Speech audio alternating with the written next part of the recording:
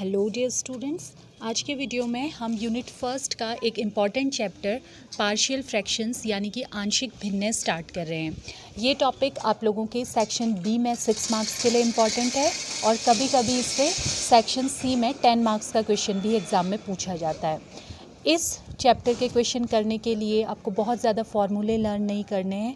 सिर्फ एक working rule अगर आप समझ जाते हैं तो किसी भी तरह का कोई भी क्वेश्चन पार्शियल फ्रैक्शंस पर बेस्ड आप एग्ज़ाम में कर सकते हैं। तो हम देखेंगे सबसे पहले क्या होती हैं पार्शियल फ्रैक्शंस और उसके बाद देखेंगे इसका वर्किंग रूल क्या होता है। एक बात और ध्यान दीजिएगा कि अप्लाइड मैथमेटिक्स फर्स्ट की टॉपिक वाइज वीडियोस की लिस्ट मैंने एक प्लेलिस्ट क्रिएट कर दी है जो आपको अप्लाइड मैथमेटिक्स फर्स्ट के नाम से दिख जाएगी।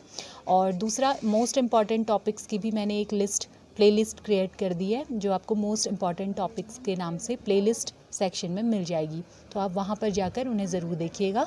और कुछ स्टूडेंट्स ने मुझसे प्रीवियस ईयर्स पेपर्स के बारे में रिक्वेस्ट की थी, तो मैं फर्स्ट सेमेस्टर के लिए सभी सब्जेक्ट्स के previous year papers Telegram channel पे आप लोगों को अवेलेबल करवा दूंगी। मैथ्स के मैंने पहले ही भेज दिए हैं और बाकी भी मैं टेलीग्राम चैनल में बहुत जल्द आने वाले सप्ताह में मैं आपको प्रोवाइड करवा दूंगी। तो अब हम स्टार्ट करते हैं पार्शियल फ्रैक्शंस।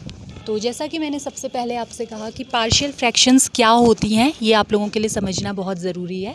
मान लीजिए इसको पहले हम नंबर्स से जाके सीखेंगे तो आपको ज़्यादा आसानी से ये बात समझ आ जाएगी। मान लीजिए आपके पास कोई फ्रैक्शन गिवन है 1/2 और इसे आपको ऐड करना है 1/3 में। तो आप इसे किस तरह से ऐड करेंगे? आप इसका एलसीएम लेंगे, 2 × 3 6 एलसीएम आ जाएगा। यहाँ पर ये इससे मल्टीप्लाई होता है 3 प्लस ये इससे मल्टीप्लाई होगा 2, तो ये आपका बन जाएगा 5/6। अगर अब आपको ऑपोजिट गिवन हो यानी कि आपको 5/6 गिवन हो और आपको इसको दो फ्रैक्शंस में तोड़ना हो, दो फ्रैक्शंस के सम में लिखना हो, तो हाँ आप इसे जानते हैं, लिखेंगे 1/2 + 1/3। तो यही चीज़ होती है पार्शियल फ्रैक्शंस यानी कि आंशिक भिन्न। इन्हें हम कहते हैं पार्शियल फ्रैक्शन। ये कहलाती है कंबाइंड फ्रैक्शन या फिर मिश्र भिन्न आप इसको कह सकते हैं। आपको इसे कन्वर्ट करना है दो पार्ट्स में, दो अलग अलग भिन्नों में, दो अलग अलग अंशों में इसे तोड़ना है। तो किसी एक भिन्न को दो अलग अलग भिन्नों में तोड़ने की है उसे हम कहते हैं पार्शियल फ्रैक्शंस और आंशिक भिन्न। तो इसी चीज़ को अब हम सीखेंगे पॉलिनोमियल फ्रैक्शन के लिए यानी कि जहाँ पर आपको x के टर्म्स में कोई फ्रैक्शन मिलती है तो वहाँ पर को आप इसे कैसे करेंगे। तो देखते हैं एक एग्जाम्पल। तो देखिए जैसा कि मैंने आपसे कहा आपको x के टर्म्स में कोई फ्रैक्शन गिवन है, मान लीजिए 3x - 4/x - 1 × x - 2 और आपको इसको ब्रेक करना है दो फ्रैक्शंस पे इस तरह से कि x - 1 एक फ्रैक्शन का डिनोमिनेटर यानी हर बन जाए और x - 2 दूसरे फ्रैक्शन का डिनोमिनेटर यानी कि हर बन जाए। यानी कि जो फ्रैक्शन आपको गिवन है इसके हर को, इसके डिनोमिनेटर को आपको दो पार्ट्स में तोड़ना है। अलग अलग फैक्टर्स अलग अलग फ्रैक्शंस में आ जाने चाहिए। तो इसको हम कैसे करेंगे ये हम बाद में सीखेंगे। पहले मैं समझा देती हूँ कि क्या मतलब है इसका। तो देखिए बाद में जब हम मेथड सीखेंगे तो आप देखेंगे कि इसको जब हम पार्शियल फ्रैक्शंस में तोड़ेंगे तो आपको इस तरह का दो पार्ट्स मिल जाएंगे, 1/x - 1 + 2/x - 2। तो ये एक गिवन फ्रैक्शन थी जिसको हमने दो पार्शियल फ्रैक्शंस यानी कि दो पार्ट में ब्रेक कर दिया है और कैसे इसे करते हैं यही सीखना है हमें इस चैप्टर में। तो ये सीखने से पहले हमें देखना होगा इसका वर्किंग रूल क्या होता है। तो देखते हैं। क्वेश्चन को हमें 3 स्टेप्स में करना होता है। पहले 2 स्टेप्स केवल ऑब्जर्व करने वाले होते हैं जबकि थर्ड स्टेप से हमारा जो मेन काम होता है वो शुरू होता है। तो पहला स्टेप क्या होता है, देखिए आपको कोई फ्रैक्शन गिवन है px/qx टाइप की, जहाँ पर px को आप कहते हैं न्यूमरेटर यानी कि अंश और qx को आप कहते हैं डिनोमिनेटर यानी कि हर। तो होना क्या चाहिए, हमेशा px की घात यानी अंश की घात न्यूमरेटर की पावर लेस देन कम होनी चाहिए qx की घात यानी कि डिनोमिनेटर की पावर से। कहने का क्या मतलब है, देखिए मैं कुछ एग्जांपल्स लिखती हूँ। आपके पास एक फ्रैक्शन है x + 3/x - 1 × x - 2। तो आप इसे ध्यान से देखेंगे तो इसका जो न्यूमरेटर अंश है उसमें x कि मैक्सिमम पावर 1 है किसी भी पॉलिनोमियल की या फिर px की घात आप कैसे पता करेंगे, x की मैक्सिमम पावर देखेंगे उसमें, तो x की अधिकतम घात इसमें कितनी है 1, यानी कि px की पावर हो गई 1, जो px की पावर है वो हो गई 1। और जो डिनोमिनेटर है यानी कि हर है, यहाँ पर को 2x आ रहे हैं, जब आप इन दोनों x को मल्टीप्लाई करेंगे तो x स्क्वायर आएगा, तो इसको आप मल्टीप्लाई करके देखना चाहें, अदरवाइज डायरेक्ट आपको करने की ज़रूरत नहीं है, आप सीधे समझ सकते हैं 2x आ रहे हैं इन 2 में, इसका मतलब यहाँ x की पावर 2 आएगी लास्ट में, जो मैक्सिमम पावर आएगी। तो अंश की कम होनी चाहिए हमेशा हर से। आप देख रहे हैं इसकी पावर 1 है, इसकी 2 है, इसका मतलब ये सही है। स्टेप 1 हमारा कंप्लीट हो जाता है।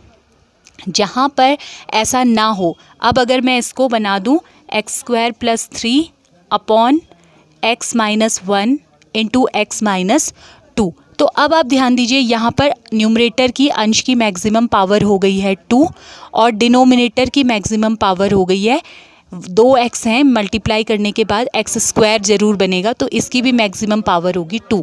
ऐसे केस में जहाँ पर को पावर दोनों की इक्वल होती हैं या फिर न्यूमरेटर की पावर डिनोमिनेटर की पावर से ज़्यादा होती है, जैसे मैंने अभी ले लिया x³, तो यहाँ पर देखिए अंश की मैक्सिमम पावर हो गई 3 और हर की मैक्सिमम पावर हो गई 2। तो इन दोनों केसेस में आप डायरेक्ट आगे नहीं बढ़ सकते हैं, इसमें आप पहले डिवाइड करना पड़ेगा आपको। बहुपदों का भाग किस तरह से होता है, पॉलिनोमियल्स को कैसे डिवाइड करते हैं, ये हम आगे देखेंगे, आपने 8th 9th क्लास में भी ये पढ़ा होगा। तो पहले स्टेप में ये ज़रूरी है कि न्यूमरेटर की पावर डिनोमिनेटर की पावर से कम होनी चाहिए। अगर इक्वल है या फिर बड़ी है, ग्रेटर है, तो इन दोनों केसेस में आपको पहले डिवाइड करना होगा, उसके बाद ही आप स्टेप 2 पर आगे बढ़ेंगे। बहुत सारे स्टूडेंट स्टेप 1 और 2 को स्किप कर देते हैं, सीधे स्टेप 3 करते हैं, इसकी वजह से उनका आंसर रॉन्ग हो जाए। तो अपनी आदत बना लीजिए कि पहले पावर चेक करनी है, उसके बाद बताती हूँ सेकेंड स्टेप में आपको क्या चेक करना है।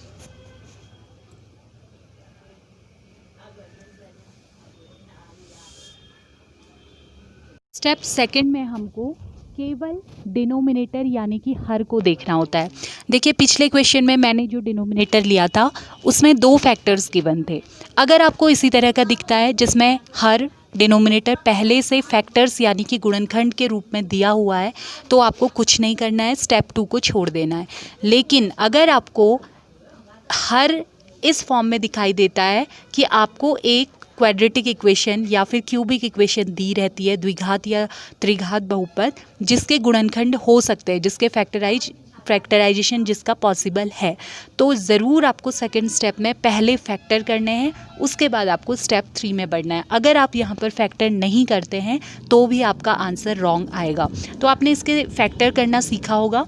जैसे आपके पास है x² + 3x + 2, इसके फैक्टर करने के लिए हम क्या करते हैं, लास्ट वाले कांस्टेंट टर्म को देखते हैं और सोचते हैं कि 2 के ऐसे क्या फैक्टर्स होंगे जिनको ये प्लस आ रहा है तो ऐड करके 3 आ जाए। ये 3 चीज़ें आपको ध्यान देनी होती है, ये वाला टर्म, ये साइन और ये वाला कांस्टेंट।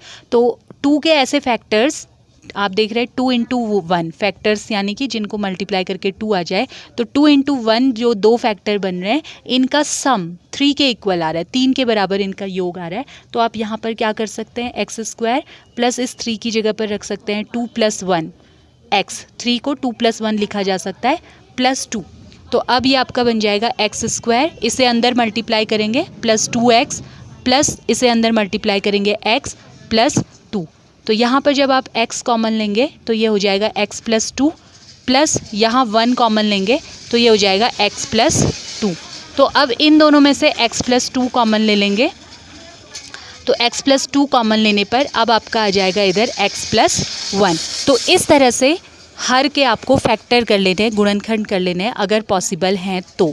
फैक्टराइजेशन करने की एक शॉर्ट ट्रिक होती है जिसका वीडियो मैंने बहुत पहले किया हुआ है, उसका लिंक मैं आपको डिस्क्रिप्शन बॉक्स में दे रही हूँ। आपको बहुत इंटरेस्टिंग लगेगी वो ट्रिक, तो ज़रूर आप उस वीडियो को जाकर देखिए। तो अब हम आएंगे स्टेप 3 पे। स्टेप 1 में हमने पावर्स चेक कर ली, स्टेप 2 में हमने ये चेक कर लिया कि क्या डिनोमिनेटर फैक्टर फॉर्म में गिवन है, अगर नहीं तो क्या इसके फैक्टर हो सकते हैं तो फैक्टर करेंगे, फैक्टर नहीं हो सकते हैं तब हम फिर स्टेप 3 पे बढ़ेंगे। फैक्टर पॉसिबल हों तो अलग केस होता है, फैक्टर पॉसिबल ना हो तो अलग केस होता है। वो सारे केसेस अब हम देखेंगे स्टेप 3 में। स्टेप 3 में 3 या 4 केसेस हम देखेंगे। अगर आप समझ लेते हैं कि इनको किस तरह से हम पार्शियल फ्रैक्शंस में तोड़ते हैं तो उसके बाद आपके लिए किसी भी तरह का क्वेश्चन करना बिल्कुल भी मुश्किल नहीं होगा। तो पहला केस होता है लीनियर फैक्टर्स यानी कि रैखिक गुणनखंड के लिए। लीनियर फैक्टर्स या रैखिक गुणनखंड क्या होते हैं? ऐसे फैक्टर्स जिसमें x की मैक्सिमम पावर 1 होती है। इसका जो डिनोमिनेटर है इसके 2 फैक्टर्स हैं और इन दोनों फैक्टर्स में अलग अलग x की पावर 1 है, तो इन्हें मैं लीनियर फैक्टर्स यानी कि रैखिक गुणनखंड कहूँगी। तो ये केस सबसे सिंपलेस्ट होता है, सबसे आसान होता है। इसमें सिंपली आप कैसे इसे कर देते हैं ब्रेक, पहले पार्ट में आप x माइनस ए को लिख देंगे अपॉन में, दूसरे पार्ट में आप x माइनस बी को लिख देंगे अपॉन में, और यहाँ ऊपर एक कांस्टेंट में कैपिटल A ले लेती हूँ और इसके न्यूमरेटर में एक कांस्टेंट मैं ले लूँगी कैपिटल B। तो इसको आप ब्रेक करेंगे a upon X minus A plus B upon X minus B. ये आपके क्वेश्चन का शुरुआती पार्ट होगा। इसके बाद एक पूरी मेथड होती है कि इस कांस्टेंट a और कांस्टेंट b की वैल्यू हम कैसे निकालते हैं। लेकिन सबसे पहले ये इम्पॉर्टेंट है कि आप ये सीखें कि डिफरेंट केसेस में ब्रेक कैसे किया जाता है। इसके बाद होता है मेथड कैपिटल A और कैपिटल B की वैल्यू निकालना।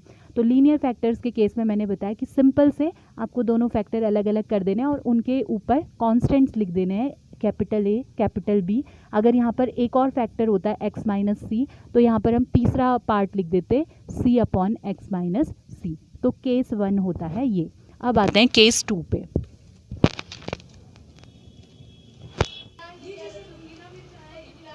तो सेकंड केस जो है वो है रिपीटिंग लीनियर फैक्टर्स यानी कि आवर्ती रैखिक बहुपद का। इनमें देखिए क्या होता है, जैसा कि रिपीटिंग कहा जा रहा है, आवर्ती यानी कि इसकी पावर स्क्वायर या क्यूब किसी एक फैक्टर की ज़्यादा पावर होगी। तो रिपीटिंग का मतलब है जिसमें किसी लीनियर फैक्टर की एक से ज़्यादा पावर होगी। ये फैक्टर लीनियर है। लीनियर में किस आधार पर कह रही हूँ, इसमें जो फैक्टर की पावर आ रही है x की पावर 1 आ रही है। तो ब्रैकेट के अंदर तो एक लीनियर फैक्टर है, लेकिन ब्रैकेट के बाहर उस पूरे फैक्टर की कोई पावर है, स्क्वायर क्यूब या जो भी हो। आपके कोर्स में स्क्वायर वाले ही क्वेश्चंस आते हैं, क्यूब वाला भी हम डिस्कस कर लेंगे। तो ऐसे केसेस में क्या किया जाता है? ऐसे केसेस में क्या किया जाता है, जो भी रिपीटिंग लीनियर फैक्टर होता है या पावर वाला लीनियर फैक्टर होता है, whole square whole cube type का, उसमें आपके अगर स्क्वायर है तो पहले आपका आ जाएगा x माइनस ए और उसके बाद दूसरा वाला पार्ट जो आएगा वो x माइनस ए होल स्क्वायर वाला आएगा। यानी कि जितनी भी पावर है पहले उसकी पावर 1 वाला, फिर उसकी पावर 2 वाला। मान लीजिए ये क्यूब होता तो एक और आ जाता है यहाँ पर x माइनस ए होल क्यूब वाला। तो ये काम हमें सिर्फ उस फैक्टर के लिए करना है जिसकी होल पावर गिवन है। दूसरा वाला फैक्टर सिंपल लीनियर फैक्टर है तो ये एक ही बार आएगा, जैसा पिछले केस में हमने देखा था x माइनस बी। तो x माइनस ए होल क्यूब दिख रहा है तो x माइनस ए की पावर 1 वाला, इसका स्क्वायर वाला, इसका क्यूब वाला, और ये सिंपल x माइनस बी आ गया। अब इसके न्यूमरेटर क्या आएंगे, सिंपल कांस्टेंट आ जाएंगे a b c d, इस तरह से। हालांकि आपके कोर्स में ऐसे क्यूब वाली प्रॉब्लम्स नहीं आती, केवल स्क्वायर वाली तक की प्रॉब्लम्स आपके कोर्स में आएंगी। ठीक है, तो ये केस आप लोगों को समझ लेना है। अब हम आएंगे केस नंबर 3 पे। तो नेक्स्ट केस जो है वो है क्वाड्रेटिक फैक्टर्स यानी कि द्विघाती गुणनखंड का। तो नाम से ही आपको पता चल रहा है इसमें जो डिनोमिनेटर हर होगा उसमें कोई क्वाड्रेटिक यानी कि x की पावर 2 वाला फैक्टर होगा। ध्यान दीजिए कि स्टेप 2 में मैंने आपको बताया था कि आपको फैक्टराइज करना है अगर उसके फैक्टर्स हो सकते हैं तो। अगर इस एक्स स्क्वायर प्लस ए एक्स प्लस बी के फैक्टर हो सकते तो हम इसे स्टेप 2 में कर चुके होंगे, लेकिन अगर इसके फैक्टर्स पॉसिबल नहीं हैं तब स्टेप 3 में केस 3 हम देखेंगे कि किस तरह से हम इसको पार्शियल फ्रैक्शन में तोड़ेंगे। यहाँ पर इसके फैक्टर्स पॉसिबल नहीं होंगे, तो अब हम कैसे इसे करेंगे। तो इसमें भी आपको क्या करना है, सिंपल इन दोनों को अलग अलग ब्रेक कर देना है। पहला वाले पार्ट में आ जाएगा एक्स स्क्वायर प्लस ए एक्स प्लस बी और सेकेंड वाले पार्ट में आ जाएगा एक्स माइनस सी। यहाँ पर अब ध्यान देंगे कि न्यूमरेटर थोड़ा सा डिफरेंट होगा। जब भी आपका नीचे क्वाड्रेटिक बने तो ऊपर जो आएगा वो लीनियर आएगा, यानी कि x इसमें ज़रूर आएगा। ये आपका इस तरह का आ जाएगा ए एक्स प्लस बी टाइप का। जब भी आपका डिनोमिनेटर स्क्वायर में बन रहा है तो इसका जो न्यूमरेटर है वो आएगा ax यानी कि 1 पावर वाला ax प्लस बी टाइप का। दूसरा वाला हम देख रहे हैं कि ये लीनियर फैक्टर है, तो लीनियर फैक्टर में ऊपर हमेशा कांस्टेंट आ जाता है।